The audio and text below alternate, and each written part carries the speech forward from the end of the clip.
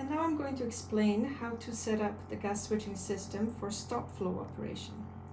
When stop flow is required, there are additional components that are included with the system are the stop flow solenoid assembly.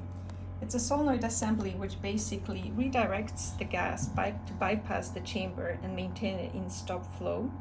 It has two inputs already labeled to analyzer and from flow, and it has two inputs on the side which are connected to the chamber.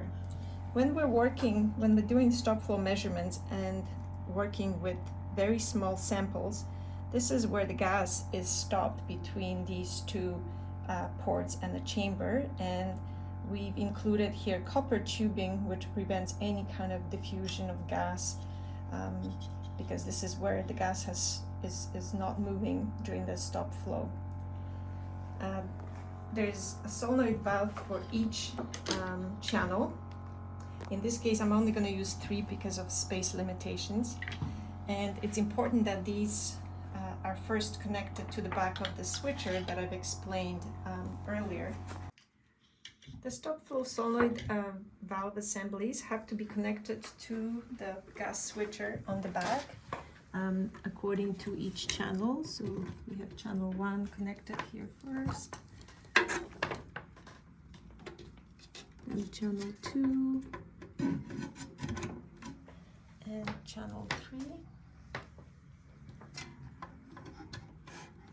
Okay.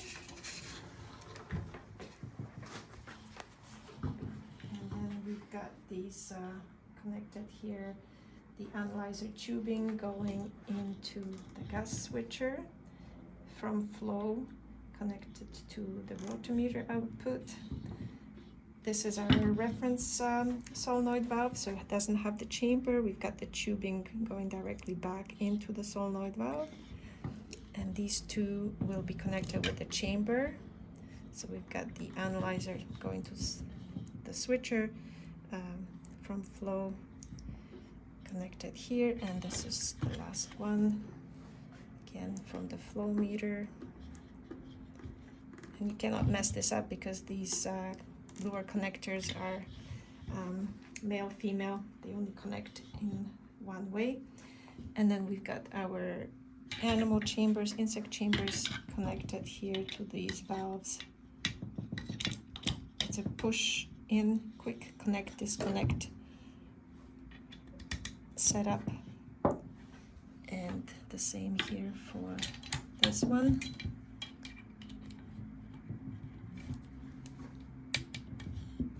And we're ready to go with the stop flow experiments.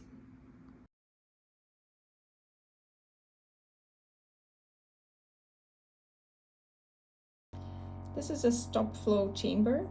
This chamber is a variable volume chamber because you can adjust the volume by pushing the plunger end of the chamber up and down like this.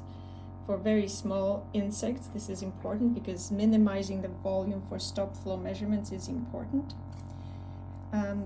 In order to set that volume exactly the same throughout your experiment, you can use this locking portion of the plunger, and in the kit with your chamber you will find a small Allen key that can be adjusted, can be tightened right here. So this is no longer moving and your volume has been fixed. You can open this up, remove your insects, put new insects in, close it, and it'll be set to exactly the right volume by pushing the plunger just the right distance. And then you just connect your chamber directly to your solenoid valve assembly. You may have to readjust a little bit the copper tubing to make sure that it's lined up and closed, and the chamber is ready to go.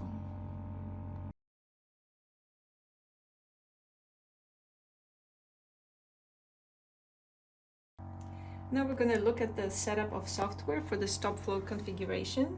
Again, you want to make sure that your USB cables are not connected to the Q box when you're doing this. You first open your setup file for stop flow configuration. And then you connect to USB cables. Again, USB 1 first to allow the LabQuest Mini 1 to be recognized by the software first, and then USB 2, which allows the software to recognize Mini 2 in that order. Again, we proceed to connection of the sensors just like before. CO2 is on channel 1, Mini 1, pressure is on channel 2, Mini 1, oxygen is on channel 1, Mini 2, and flow is on channel 2, Mini 2. And once they have been recognized, you can see the data, the readings from the analyzers, from the flow showing in these meters and in the top menu. So we now have our system set up for stop flow, and I will explain the setup of the software in the next video.